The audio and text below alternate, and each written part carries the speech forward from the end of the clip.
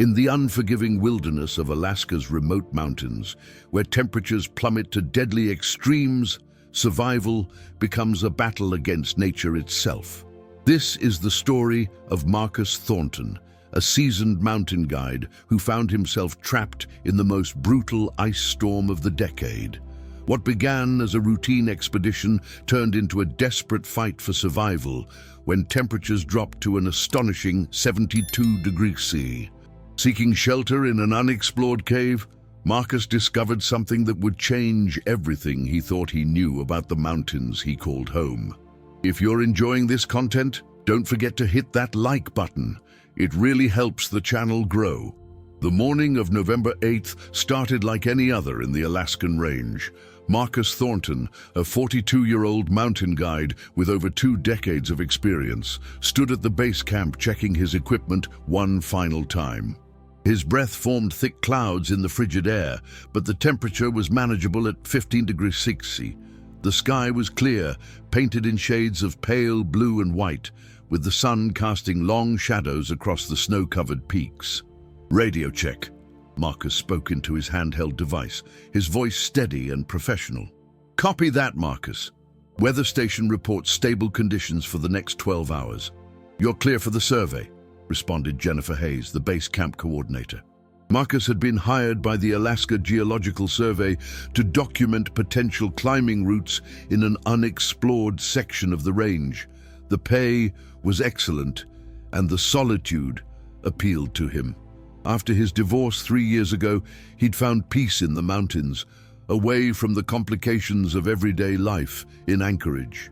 He adjusted the straps on his 60-pound pack, filled with survival gear, climbing equipment, scientific instruments, and enough supplies for 3 days.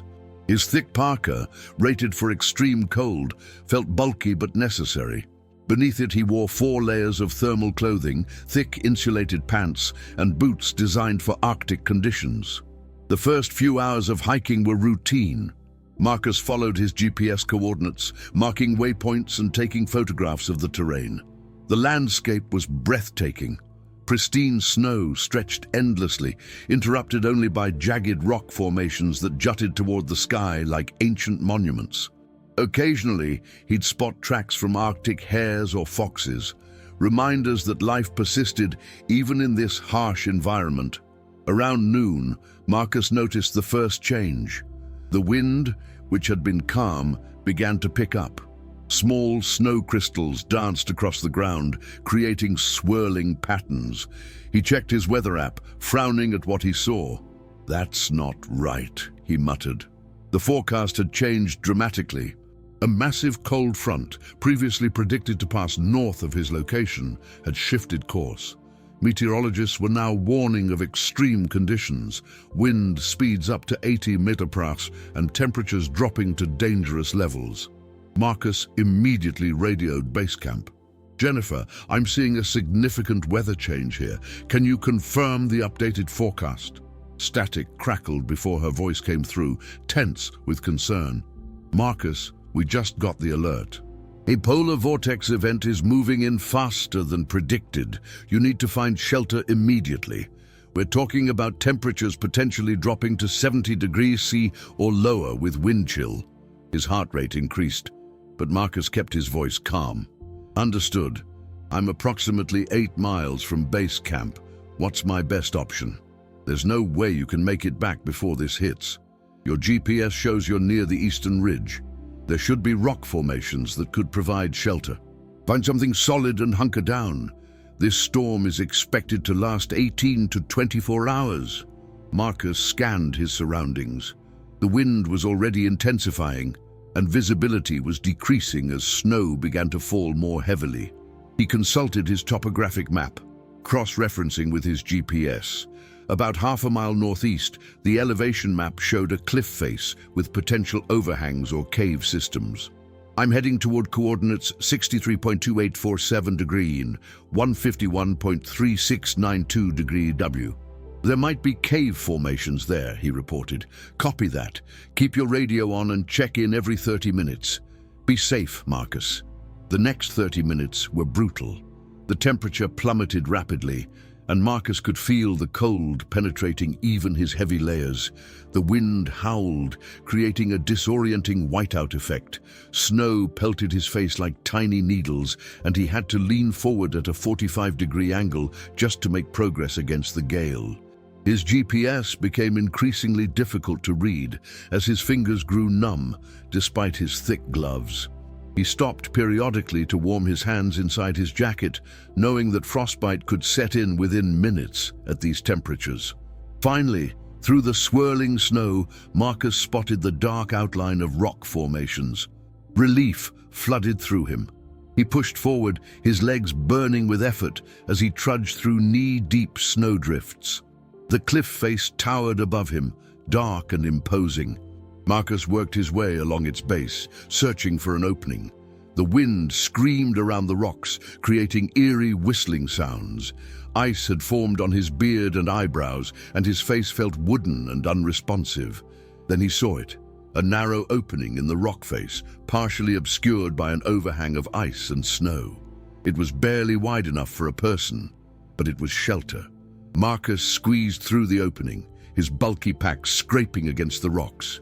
Once inside, the howling wind became muffled, replaced by an eerie silence. He turned on his headlamp, illuminating a passage that extended deeper into the mountain. If you're enjoying this story so far, don't forget to leave a like and subscribe to the channel. It really helps me keep creating content like this. The cave entrance opened into a narrow corridor, barely 5 feet wide and 6 feet tall. Marcus had to duck slightly and turn sideways in places to navigate with his pack. The walls were solid granite, ancient and weathered, with streaks of mineral deposits creating abstract patterns in the beam of his headlamp. He moved carefully, testing each step before committing his full weight. Cave systems could be treacherous. Hidden crevasses, unstable floors, or sudden drop-offs could turn a refuge into a death trap. His breath came out in visible puffs, though the temperature inside was noticeably warmer than outside. Perhaps 30 degrees C, he estimated. Still deadly over time, but manageable with proper gear. After about 50 feet, the corridor opened into a larger chamber. Marcus swept his headlamp across the space, taking in the details. The ceiling rose to perhaps 15 feet, and the chamber was roughly circular, about 30 feet in diameter. The floor was relatively flat, covered with a fine layer of dust and small rocks. "This will work," he said aloud, his voice sounding strange in the enclosed space. Marcus shrugged off his pack and began setting up his survival camp. First priority was insulation from the ground. He unrolled a reflective thermal mat and placed his sleeping bag on top. Next, he assembled his portable camping stove, a compact device that ran on compressed fuel canisters. Within minutes, he had water heating for tea. He checked his radio. "Base camp, this is Marcus. I've found shelter in a cave system.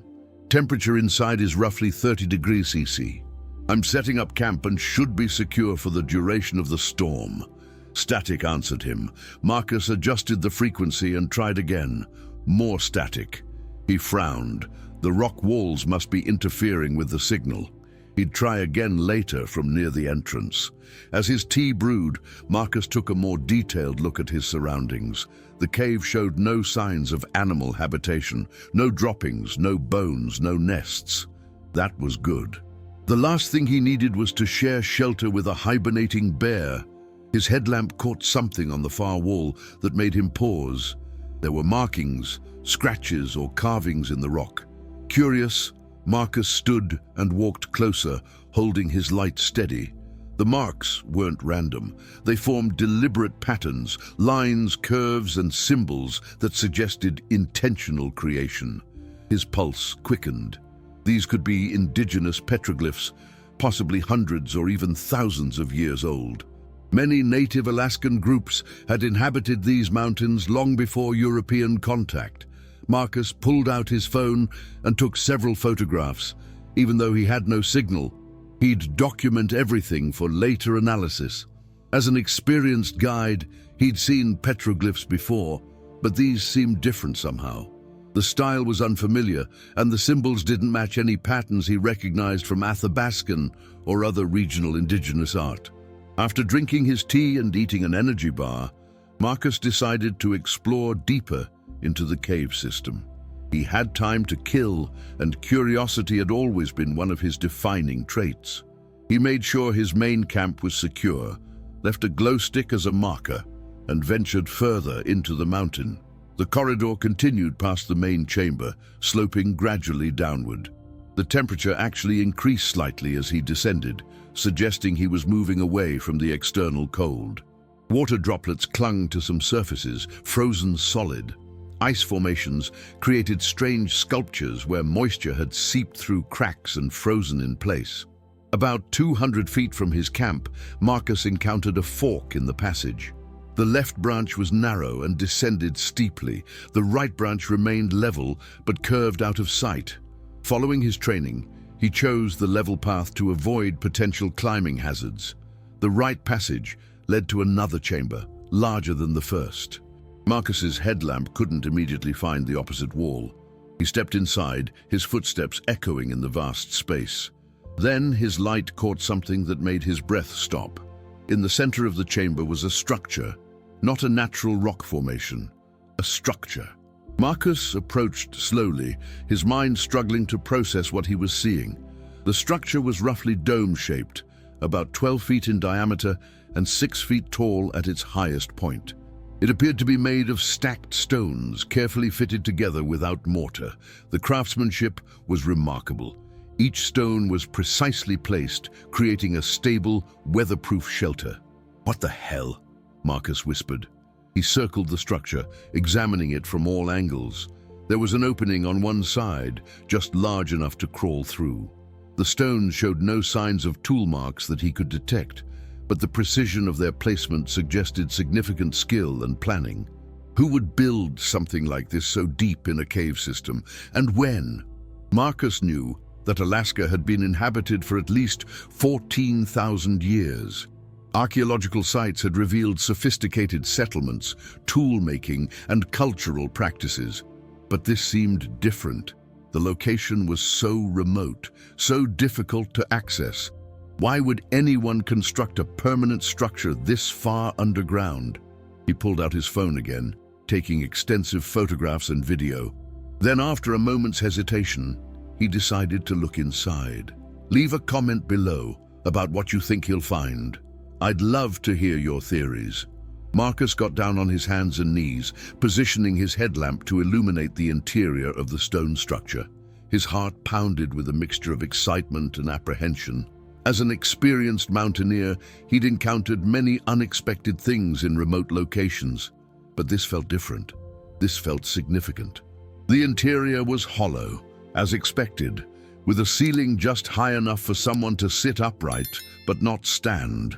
The floor was covered with what appeared to be animal hides, incredibly well preserved, despite what must have been many years. Marcus recognized caribou hide from its distinctive texture, but what captured his attention was what rested on those hides. Artifacts, dozens of them. Marcus carefully crawled inside, moving slowly to avoid disturbing anything. His breath came faster as he took in the scene. There were tools, stone knives with intricately carved handles, bone needles, scrapers for hide preparation. There were decorative items, beaded ornaments, carved figurines of animals, and something that looked like a ceremonial mask made from wood and animal skin. In the center of the space was what appeared to be a journal or book, though not made from paper. It consisted of thin sheets of prepared hide bound together with sinew. The cover was decorated with intricate beadwork and symbols similar to those he'd seen carved on the cave wall. Marcus knew he shouldn't touch anything. Archaeological sites should be preserved and examined by professionals, but he was also aware that storms in this region could cause cave collapses, flooding, or other destructive events. Whatever was here had survived for possibly centuries, but there was no guarantee it would survive much longer. He made a decision. He would document everything extensively with photographs and video, then carefully examine the Hyde Journal. If it contained writing or drawings, it might provide context for this incredible find. Using his phone, Marcus spent the next 30 minutes photographing every item from multiple angles. He took close-ups of the beadwork patterns, the tool designs, and the architectural details of the stone structure itself. Then, with gloved hands, he carefully picked up the Hyde Journal. It was surprisingly heavy and still retained some flexibility. The preservation was remarkable, likely due to the consistently cold, dry environment of the cave. Marcus opened the cover gently, afraid it might crumble at his touch. It didn't. The first page contained drawings, not primitive stick figures, but detailed, skilled illustrations of people, animals, and landscapes. Marcus recognized representations of caribou, wolves, and what might have been bears. The human figures were drawn with attention to clothing, facial features, and posture. He turned the page carefully. More drawings, these showing what appeared to be a journey. People traveling across mountains, camping, hunting. There were also symbols that might have been a form of writing, though Marcus couldn't decipher them. As he continued through the journal, a story began to emerge. It appeared to document a group's journey through the mountains, their daily activities, and perhaps their spiritual beliefs. Some pages showed celestial objects, the sun, moon, and stars arranged in specific patterns. Others depicted what might have been important events, gatherings, ceremonies, or significant encounters. Then Marcus reached a page that made his blood run cold. The illustration showed people inside what was clearly this cave, possibly in this very chamber. But they weren't alone. The drawing depicted something else in the cave with them, something large, detailed with what looked like white or pale coloring. The human figures in the drawing appeared to be in positions of reverence or fear, their postures suggesting they were either worshipping or fleeing from this entity. Marcus studied the image closely. The large figure in the drawing wasn't clearly identifiable as any animal he recognized. It had a vaguely humanoid shape, but with proportions that seemed wrong. Too tall, limbs too long. The artist had drawn what appeared to be clothing or coverings, but also suggested something else, something Marcus couldn't quite interpret. He turned the page. The next illustrations were more disturbing. They showed chaos, people running, items scattered, signs of distress. Some figures appeared to be injured or ill, lying on the ground. Others were gathered around them, their postures suggesting grief or desperate attempts at care. The final pages of the journal contained mostly symbols and what might have been prayers or incantations. The drawings became simpler, less detailed, as if the artist was either rushed or weakening. The last page had only a single symbol, a circular design with radiating lines, like a sun, surrounding what looked like a handprint. Marcus sat back on his heels, his mind racing. What had happened to these people? The journal suggested some kind of disaster or catastrophic event, disease, accident, natural disaster. He looked around the chamber with new eyes. There were no human remains visible, which was both reassuring and puzzling. If people had died here, where were they? Had others come later to retrieve the bodies? Or had the occupants of this shelter managed to leave, abandoning their possessions? Marcus checked his watch. He'd been in the cave system for over 3 hours. He should head back to his main camp, try the radio again, and ensure his survival setup was secure. The storm outside would still be raging, and he needed to maintain his core body temperature and stay hydrated. But leaving this chamber felt wrong. This discovery was extraordinary, potentially one of the most significant archaeological finds in Alaska in decades. These artifacts could provide insights into indigenous history, culture, and the challenges faced by early inhabitants of these mountains. Marcus carefully returned the Hyde Journal to its original position, trying to remember exactly how it had been placed. He took one final survey of the chamber with his phone camera, creating a 360-degree video record. As he crawled back out of the stone structure, his headlamp caught something he'd missed before. In the shadows behind the structure, partially concealed by a fallen rock, was another passageway. This one was smaller, more natural than carved, and descended sharply.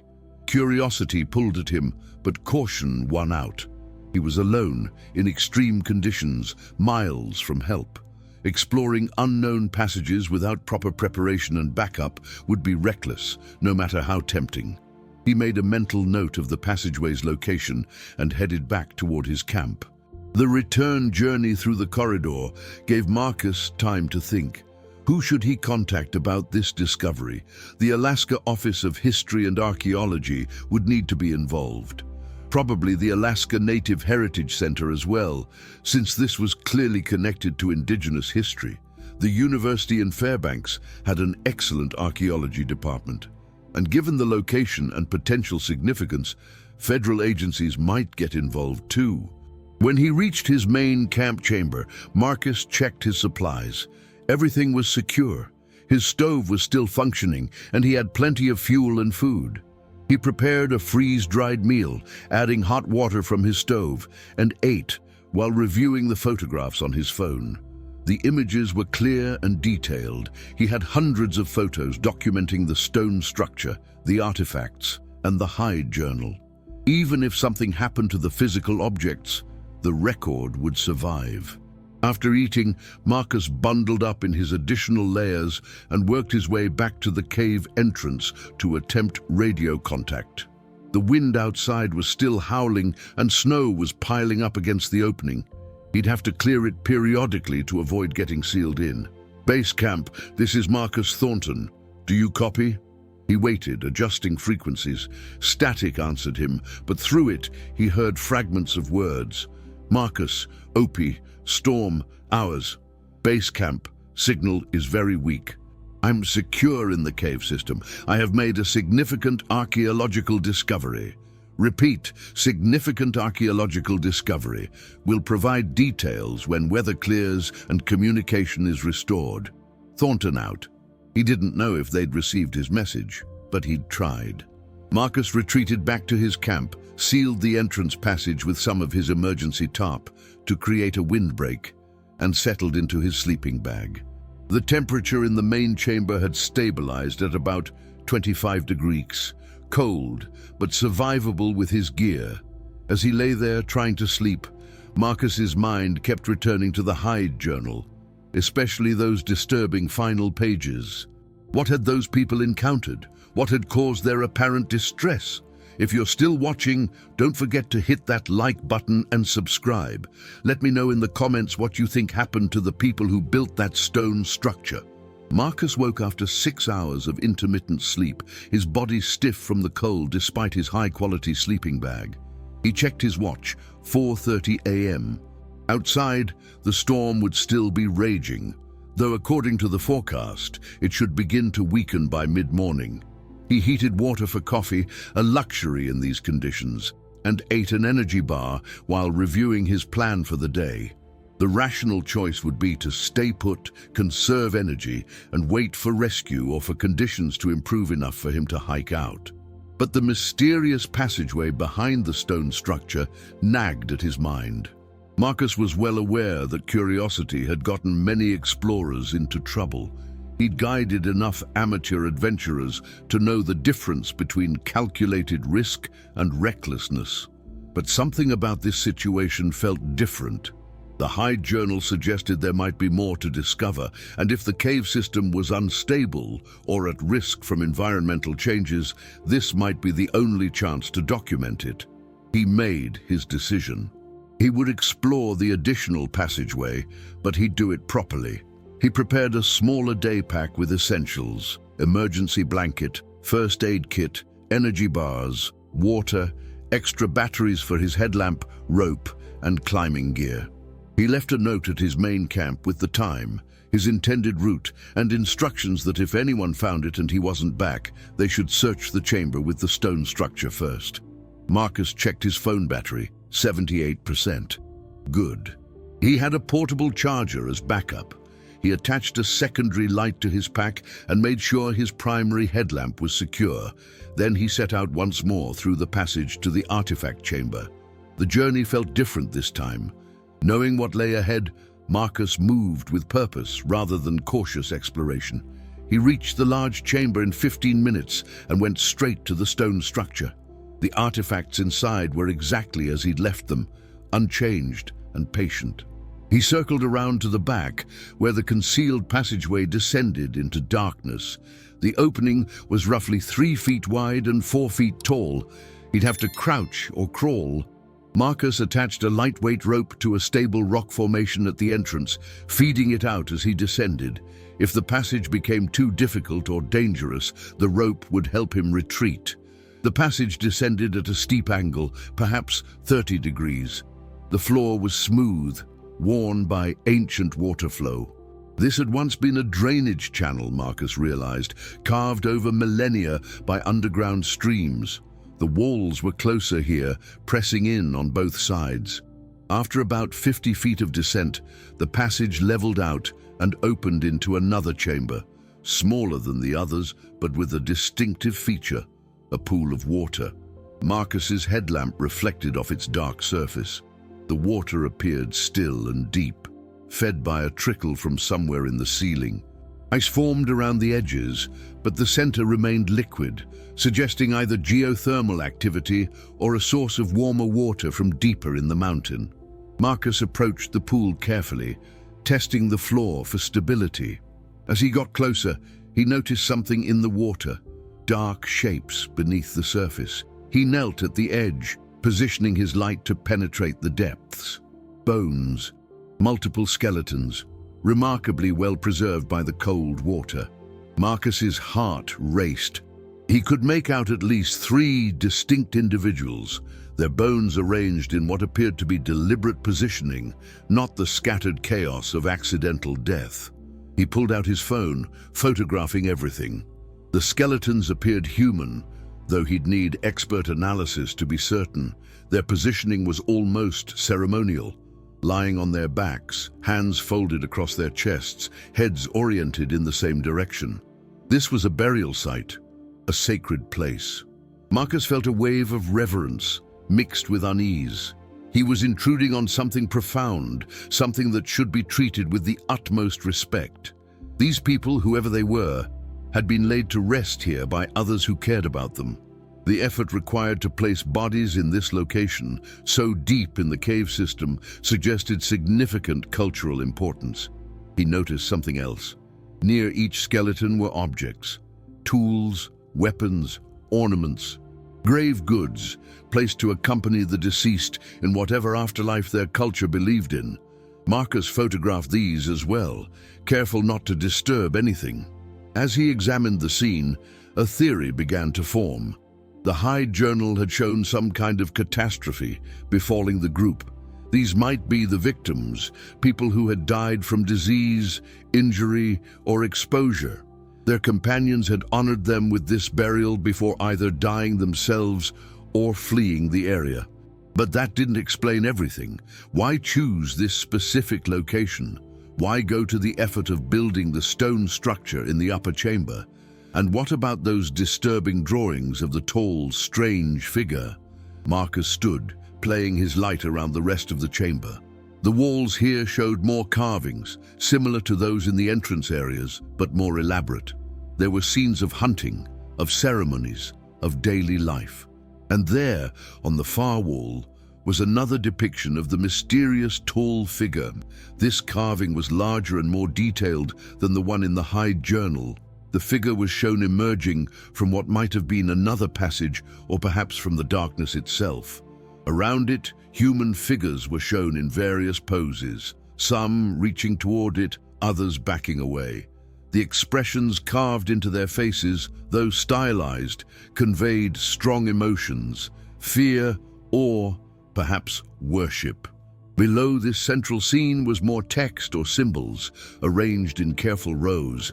Marcus wished desperately that he could read it. The message might explain everything: who these people were, what they'd experienced, why they'd made this cave their last refuge. He spent another 30 minutes documenting everything in the chamber, taking measurements, noting details. Then, because his training demanded it, he began searching for additional passages or features he might have missed. That's when he found it. Behind a natural rock pillar, partially concealed by shadow, was another opening. This one was different from the others. It wasn't worn smooth by water or roughly carved. It appeared to have been deliberately excavated, with tool marks visible on the stone. The passage was narrow, barely wide enough for Marcus to squeeze through. His rational mind told him to stop, to turn back. He'd already pushed his luck further than was wise, but something pulled him forward. A feeling he couldn't explain, a sense that understanding this place was important, perhaps vital. Marcus entered the narrow passage sideways, his pack scraping against the walls. The air felt different here, stiller, heavier. After about 20 feet of slow progress, the passage opened into a final chamber. This room was small, maybe 8 feet in diameter, but what it contained made Marcus's breath catch in his throat. The chamber had been transformed into a shrine or ceremonial space. The walls were covered with paintings, not carvings, but actual paint, made from minerals and still visible after what must have been centuries. The images showed the tall figure again, but here it was rendered with even more detail and in a context that suggested reverence rather than fear. In the center of the chamber was a raised stone platform, and on that platform was a large object wrapped in animal hides, bound with leather cords. The package was roughly rectangular, about 3 feet long and 2 feet wide. Marcus approached slowly, his light fixed on the wrapped object. This was clearly the focal point of the shrine, the most important element. What could be inside? Religious artifacts, the remains of a revered leader. Something else entirely. He knew he shouldn't open it. Every principle of archaeological preservation, every guideline he'd ever learned, told him to leave it untouched. But he was also aware that he might be the only person to see this place for decades, if ever. The cave system was remote, difficult to access, and might be destroyed by natural processes before any official expedition could reach it. Marcus made his decision. He would document the wrapped object extensively as it was, then carefully unwrap it, photograph the contents, and rewrap it exactly as he found it. If done properly, he could provide invaluable information to researchers while preserving the integrity of the site. He took dozens of photographs of the wrapped package from every angle, noting the precise arrangement of the hides and cords. Then, with gloved hands, he began carefully untying the leather bindings. They were stiff but intact, preserved by the cold and dryness. As he removed the outer hide layer, Marcus discovered more layers beneath, each one wrapped with similar care. He documented each layer before proceeding to the next. The process was slow and meticulous, taking nearly an hour. Finally, he reached the innermost layer. This hide was different, softer, more supple, decorated with intricate beadwork and symbols. Marcus unwrapped it with reverent care. Inside was a box made from wood, darkened with age but structurally sound. The wood appeared to be carved from a single piece, with no visible joints or seams. The lid was decorated with more symbols and showed remarkable craftsmanship. Marcus's hands trembled slightly as he lifted the lid. Inside the wooden box, cushioned by what appeared to be dried moss and plant fibers, were several objects that defied Marcus's expectations. He had anticipated ceremonial items, perhaps sacred stones or ritual tools. What he found instead forced him to reconsider everything he thought he knew about the site's age and origin. The first item was a book, not a hide journal like the one in the main chamber, but an actual book with paper pages and a leather cover. The cover was worn but showed tooled designs and what appeared to be text in a language Marcus didn't recognize. The preservation was miraculous, suggesting the box had created a nearly perfect seal against moisture and decay. Marcus carefully lifted the book and set it aside, noting its position for later. Beneath it were several other objects, a metal compass, its brass surface tarnished, but the glass covering the dial still intact. A set of scientific instruments that Marcus recognized as tools for measuring temperature and atmospheric pressure. A rolled bundle of papers tied with twine, and something that made Marcus's heart skip a beat. A photograph. A photograph. The implications hit Marcus immediately.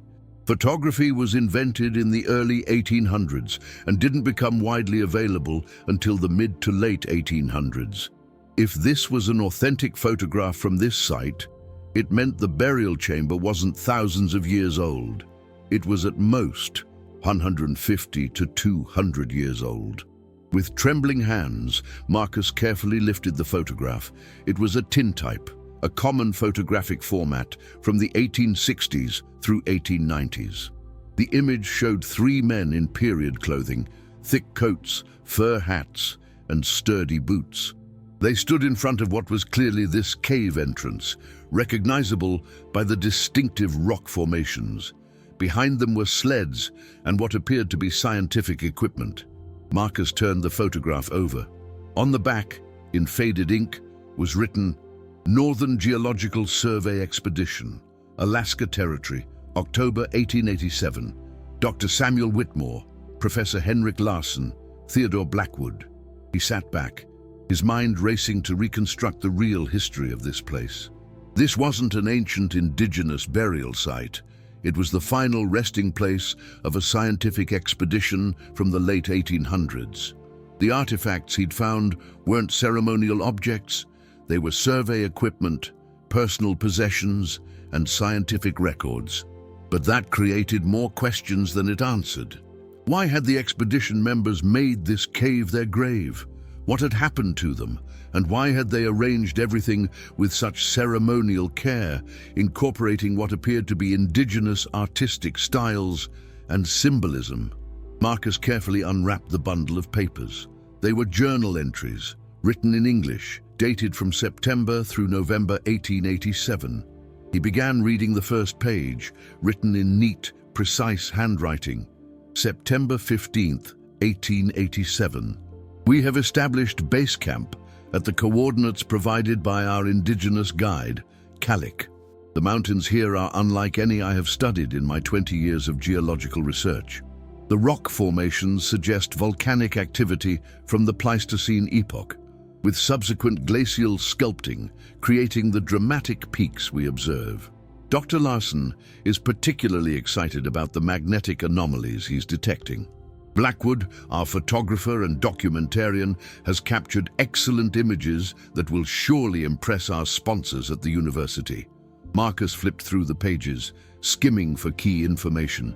The entries described a successful first month of work. The team had explored numerous caves, collected rock samples, and documented the region's geology. They had employed several indigenous guides and had been learning about local knowledge of the mountains. Then, the tone shifted. An entry from October 20th read, "Our guides have departed, despite our offers of additional payment." Kalik tried to explain their concerns, but the translation was difficult. Something about the caves being forbidden, about old stories of people who ventured too deep and never returned. I assured him that scientific understanding dispels such superstitions, but he seemed genuinely frightened. He insisted that we leave within 3 days. "Doctor," Larsen argued that we're on the verge of significant discoveries regarding the magnetic anomalies and should continue our work. Subsequent entries documented increasing tension and strange occurrences. Equipment malfunctioning, unusual sounds at night, and a growing sense of unease among the team.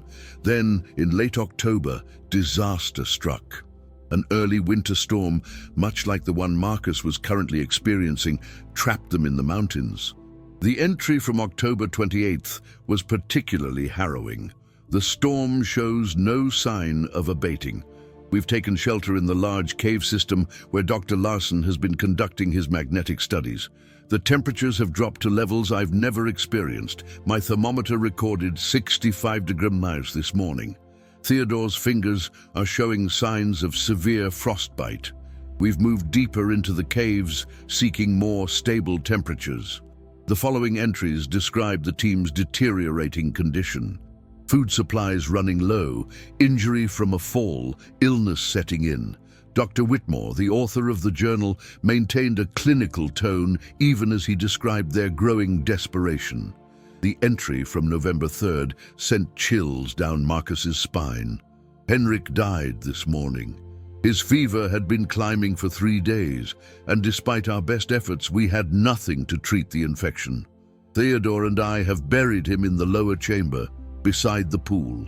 It seemed right somehow, peaceful. The cave has become our tomb.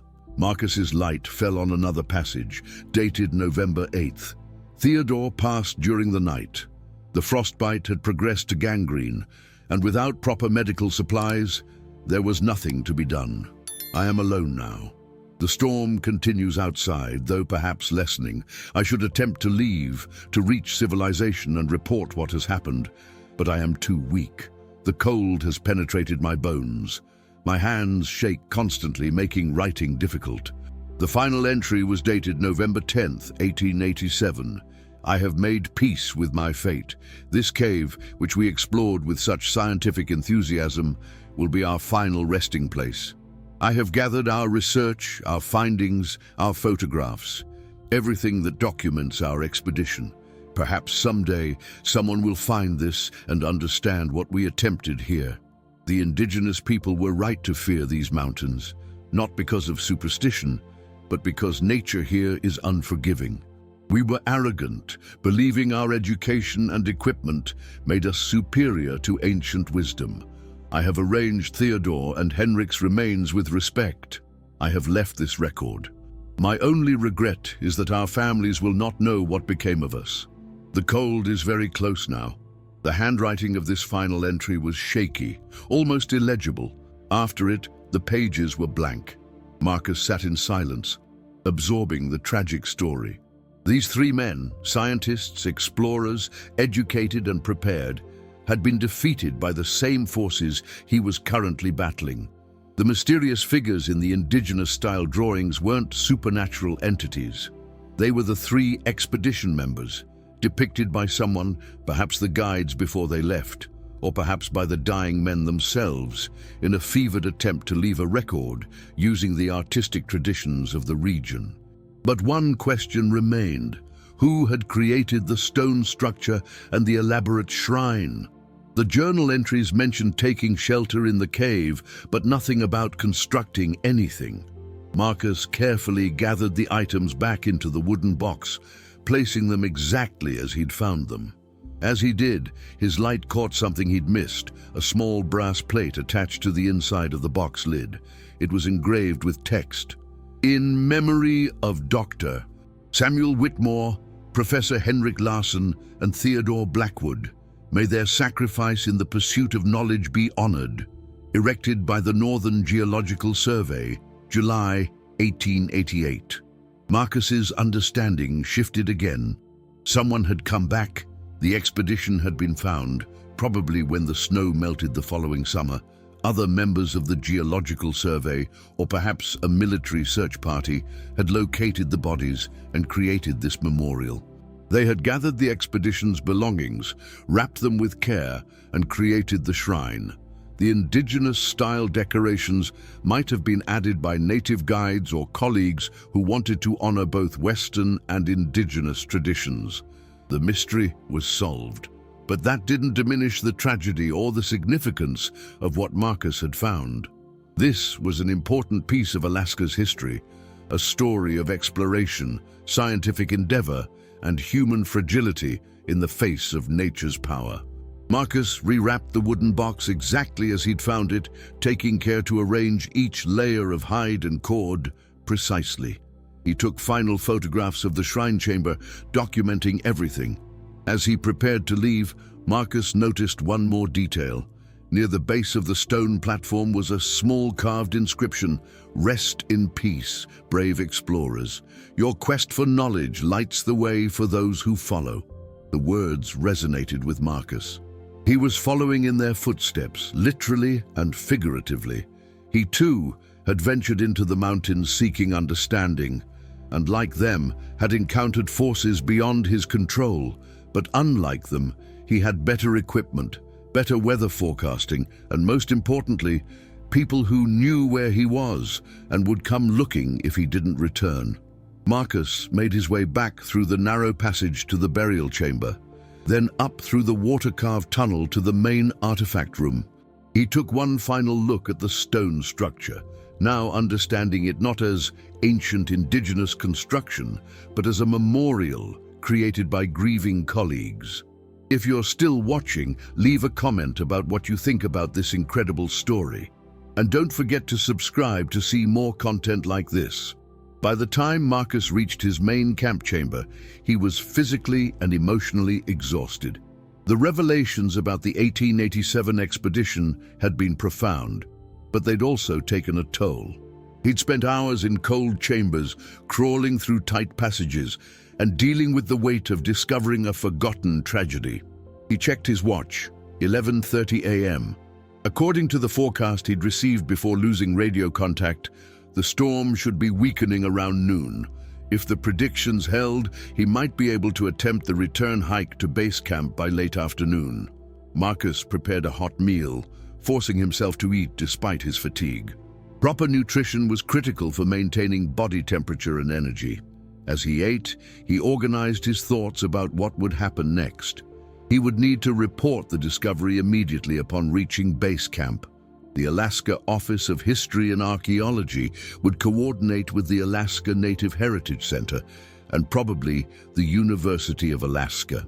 The site would need to be properly documented by professionals, and the remains of the 3 expedition members should be recovered and given proper burial. There would also be historical interest.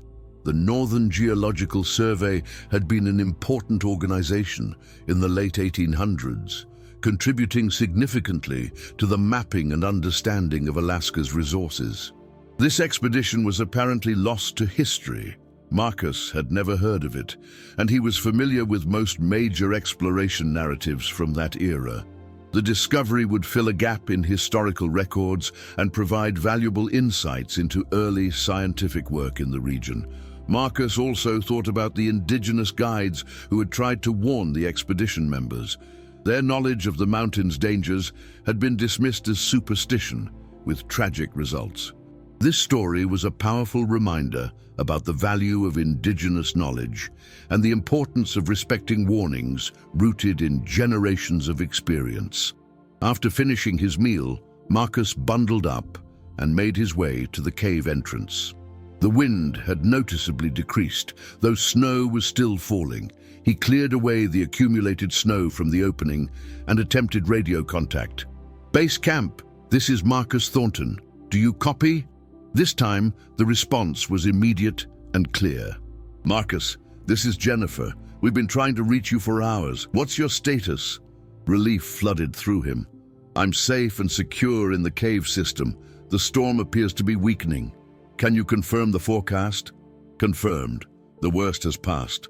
Winds are dropping to 20 mph and temperatures are rising to 40 degrees C. Still dangerous, but manageable. What's your plan?" Marcus checked his GPS coordinates and calculated the distance.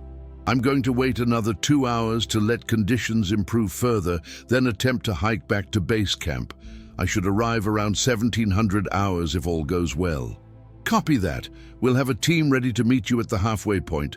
"Marcus, you mentioned something about an archaeological discovery." "Affirmative. Major historical find. I've documented everything with photographs and video. I'll need you to contact the Alaska Office of History and Archaeology as soon as possible. Tell them I've located the 1887 Northern Geological Survey expedition that disappeared, all 3 members, along with their equipment and records." There was a pause on the other end. "You found what?" "The Whitmore expedition. They took shelter in this cave system during a storm and died here. There's a memorial site that needs professional archaeological recovery and documentation. I have extensive photo evidence." "Understood. I'm writing this down. This is... Marcus, this is incredible. Are you sure about the identification? positive. I found their journals, equipment, and a photograph. Dr. Samuel Whitmore, Professor Henrik Larsen, and Theodore Blackwood, October and November 1887.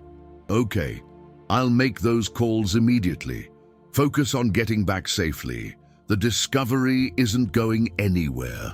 Jennifer was right, but Marcus still felt a sense of urgency.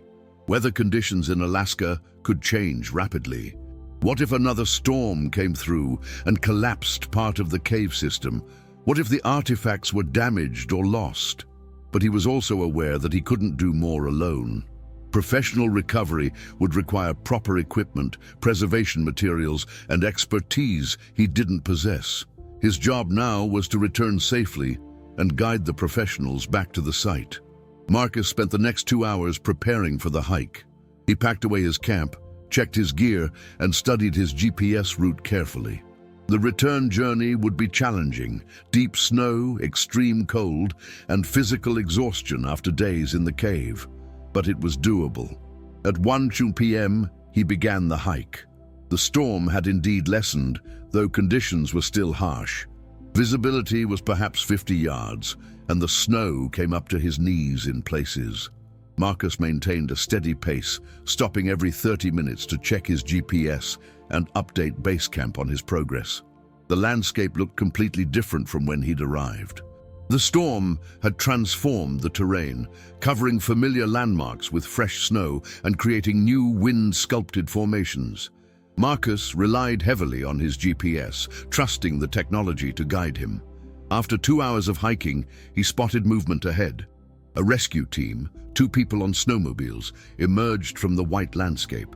Marcus felt overwhelming relief. He'd made it. "Thornton," one of the rescuers called. "You okay?" "Cold and tired, but fine," Marcus replied. "Thanks for coming out."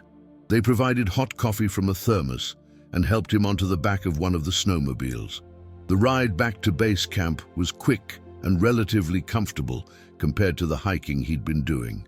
Jennifer met him at the entrance to the base camp facilities. "Welcome back. Let's get you warmed up, fed, and checked by our medical team. Then you can tell us everything." Over the next few hours, Marcus underwent a medical examination, minor frostbite on his nose and cheeks, but nothing serious, ate a substantial meal, and began the process of reporting his discovery. Jennifer had already contacted the appropriate agencies, and they were organizing a recovery expedition for the spring, when weather conditions would be more favorable. Marcus downloaded his photographs and videos to the base camp computer system, backing them up to multiple locations. As he reviewed the images with Jennifer, he felt a complex mixture of emotions: pride in the discovery, sadness for the lost expedition members, and awe at the story that had remained hidden for nearly 140 years. "This is extraordinary," Jennifer said, studying a photograph of the hidebound journal. "The Historical Society is going to be thrilled, and that photograph of the 3 men, that's probably the only image of them in existence." "What happens now?" Marcus asked. "Short term, we complete our current project here. You've earned some time off after this ordeal. Long term, you'll be involved in the official recovery expedition as a consultant. Your knowledge of the cave system and the site layout will be invaluable. There will also likely be interviews, academic papers, maybe even a documentary. You've made a significant historical discovery, Marcus." That night, lying in a warm sleeping bag in a heated structure with a full stomach, Marcus reflected on the experience. He'd faced one of nature's most extreme tests and survived. He'd discovered a piece of forgotten history and given 3 lost explorers a chance to be remembered. But more than that, he'd been reminded of important truths. The mountains demanded respect. Indigenous knowledge carried wisdom earned through generations of experience. And human ambition, while admirable, must always be balanced with humility in the face of nature's power. The 1887 expedition had ventured into the unknown seeking knowledge. They'd paid the ultimate price, but their sacrifice hadn't been in vain. Their research had been preserved, their story would now be told, and their example would teach future explorers about both courage and caution. Marcus closed his eyes, finally allowing exhaustion to claim him. Outside, the Arctic night descended over the mountains, cold and vast and eternal.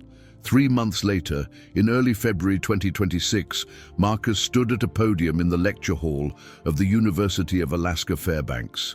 The room was filled with historians, archaeologists, journalists, and interested members of the public.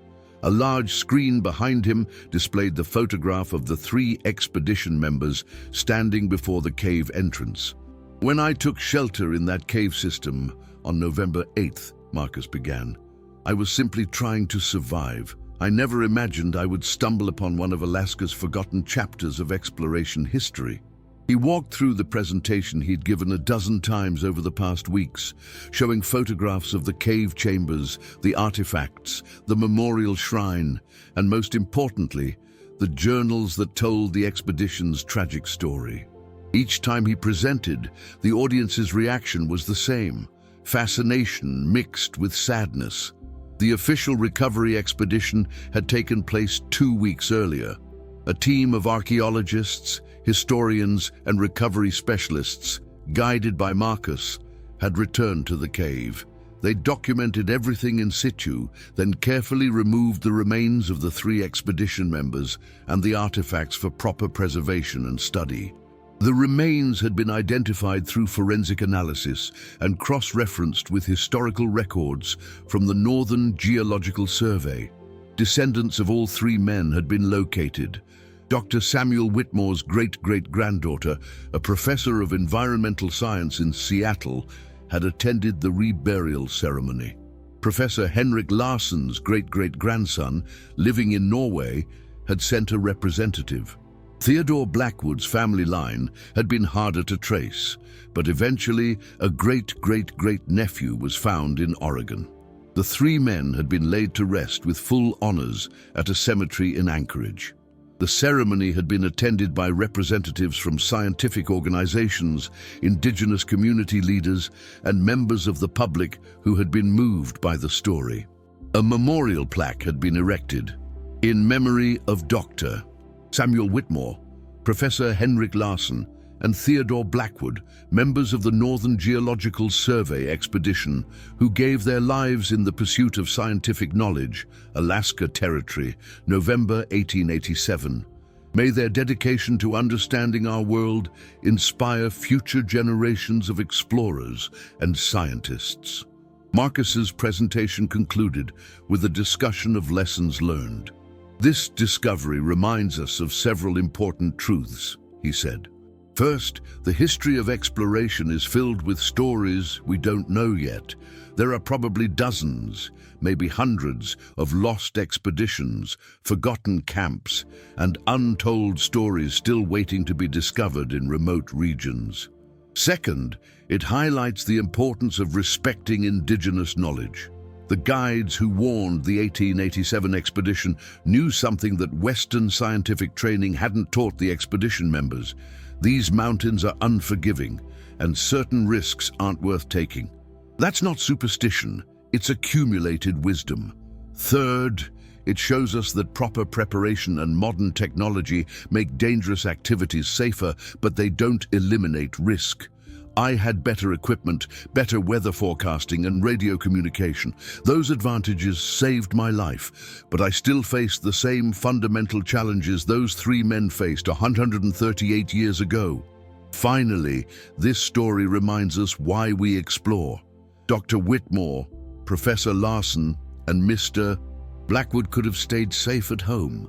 They chose instead to venture into the unknown because they believed understanding our world was worth the risk. That spirit of inquiry, tempered with appropriate caution and respect for nature, is what drives scientific progress. The presentation ended with applause, followed by a question and answer session. Journalists asked about the specifics of the discovery. Historians wanted to know about the expedition's research findings.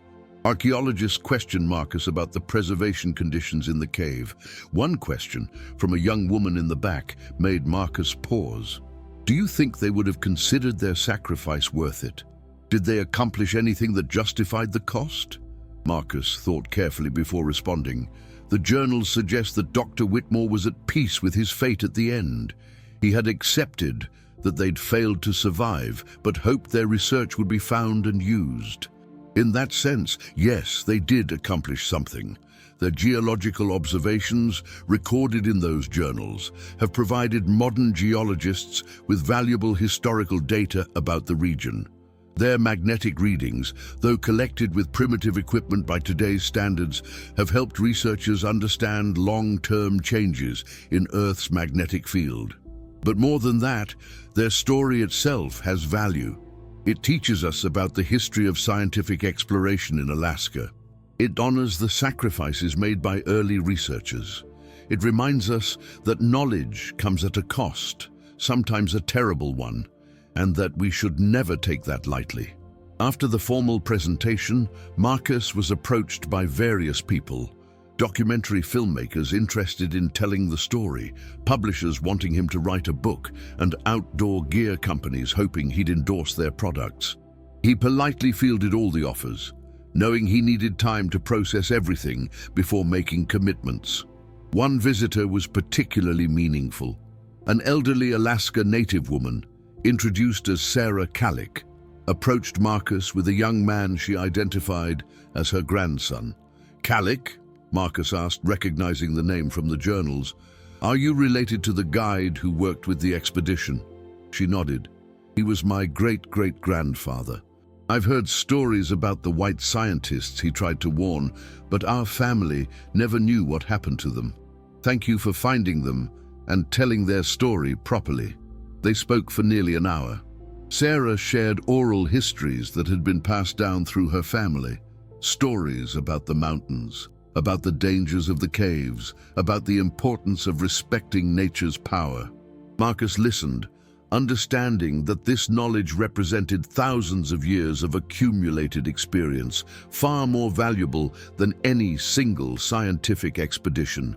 "Your great-great-grandfather tried to save them," Marcus said. "He recognized the danger and tried to get them to leave. They should have listened." "They were brave men," Sarah replied. "Sometimes brave people make mistakes, but their mistake doesn't